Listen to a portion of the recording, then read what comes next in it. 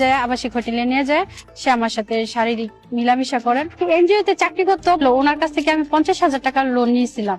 তো তোমার সাথে আমার যে সমস্ত ছবি আছে এগুলা আমি সোশ্যাল মিডিয়াতে ভাইরাল করে দেবো। মেয়েরে পটায় কিভাবে তো জানেনি, বিভিন্ন ভাবে সে আমার পটায় মোটায় কি করলো, ময়মনসিংহ তাজমহল রোড নিয়ে সে মার্কেটের কথা বললা আইনা আমাকে মানে হোটেলে নিয়ে গেছে, নিয়ে যায় আবাসিক হোটেলে নিয়ে যায়, সে আমার সাথে শারীরিক মিলামিশা করার পরে উনি আমার আড়ালে মোবাইল দিয়ে ভিডিও ধারণ করার পরে ওখান থেকে যখন বের হয়েছি তখন উনি আমাকে আবার পরবর্তী প্রস্তাব দেওয়ার পরে ওনার প্রস্তাবে আমি রাজি না হলে উনি আমাকে বিভিন্ন ভাবে ব্ল্যাকমেল করে যে তুমি যদি আমার কথা যদি না শোনো না রাখো তাহলে তোমার সাথে আমার যে সমস্ত ছবি আছে এগুলা আমি সোশ্যাল মিডিয়াতে ভাইরাল করে দেব।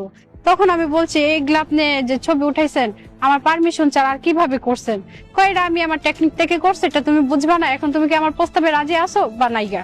তখন মনে করেন মান সম্মানের ভয়ে, যেহেতু আমার একটা মেয়ে আছে, আত্মসম্মানের ভয়ে মনে করেন তার কাছে যাইতে আমি বাধ্য নাই, তারপরেও যাইতে হইতো আমার। আসলে ও একটি এনজিওতে চাকরি করতো, পপি সমিতি এনজিওতে। তো ও মাঠ কর্মী ছিল, ওনার কাছ থেকে আমি 50,000 টাকার লোন নিয়েছিলাম। এর মাধ্যম থেকে তার সাথে আমার পরিচয়।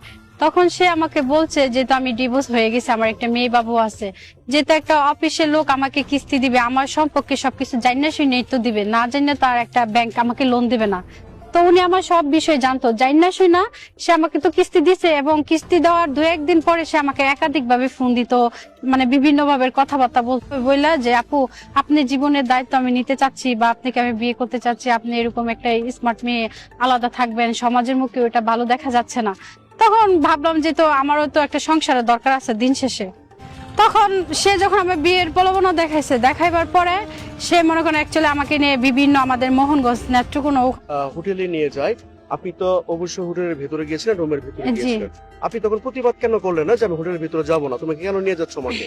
আচ্ছা ঠিক আছে ভাই, আপনি আমার এই প্রশ্নটা করছেন ভালো, কিন্তু আমি আমার লাইফে আমি কখনো কোনো আবাসিক হোটেলে আমি যাই নাই।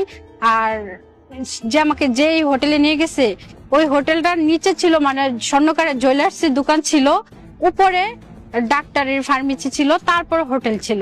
তো এখানে আমার কোনোভাবেই মনে হয় না যে হোটেলের, যখন উনি আগে থেকে হোটেলের মানে ম্যানেজার যাকে বলে ওনার সাথে হয়তো আগে উনি যোগাযোগ করে সবকিছু পেপারস হয়তো সংগ্রহ করে করে রাখছে, আমাকে নিয়ে সরাসরি উনি রুমে ঢুকে গেছে। সেদিনকার রুম ভাড়া কে দিয়েছিল? অবভিয়াসলি ওই দিস। আচ্ছা, মশিউর এর আগে কোথাও প্রেম করেছিল বা এরকম কিছু শেয়ার করেছিল বা জানেন কিছু? হ্যাঁ, মশিউরে এর আগে বলছিলাম যে আমি যেহেতু একটা ম্যারিড মেয়ে, আমার যেহেতু স্বামী নাই, তুমি একটা আনম্যারিড ছেলে হয়ে আমাকে যে বিয়ে করতে চাও এটা তো পরিবার মেনে নেবে না। সে গিয়েছিল, আপনার বাবা মা ছিল না? আমার মা মারা গেছেন আর আমার বাবা হয়েছেন একজন কৃষক, সারাদিন ক্ষেত খামারেই থাকতো। আচ্ছা, এই যে বিবাহিত নারীদের প্রতি অবিবাহিত ছেলের বেশি আকৃষ্ট থাকে, বিশেষ করে প্রবাসীদের বউদের সাথে থাকে, কারণ টাকার জন্য। এখন মশিউর কি আপনার থেকে কোনো টাকা নিয়েছিল? মশিউরে যেহেতু এমনি রুমমেট করে থাকতো অফিসের মাধ্যমেই, এমনি 2,000, 3,000, 4,000 করে এরকম মাসে মাসে টাকা নিত। নেওয়ার পরে অ্যাকচুয়ালি এই টাকা পেমেন্টে যায় দাঁড়াইছে 40,000 টাকার মতো। 40,000 টাকা মশিউরকে দিয়ে দিয়েছেন আপনি? হ্যাঁ, 2,000, 3,000 করে এরকম করে টাকা নিত। এখন বাড়ির প্রতিবেশীরাও কি দেখছিল না? হ্যাঁ, বাড়ির প্রতিবেশীরা ও যখন মানে কিস্তির ওসিলায় আমার বাসায় যাইতো, আর যখন যাইতো আমার বাসাতে তখন মনে করো আশেপাশে যে আমার জায়গাটা, ওই জায়গাটার মধ্যে তার কেন্দ্র ছিল, মানে ওই জায়গাটার মধ্যে সে টাকা কালেকশন করতো। তার জন্য উনি যদি আমার বাসাতে যাইতো ওইটা কেউ মানে খারাপ চোখে নিত না।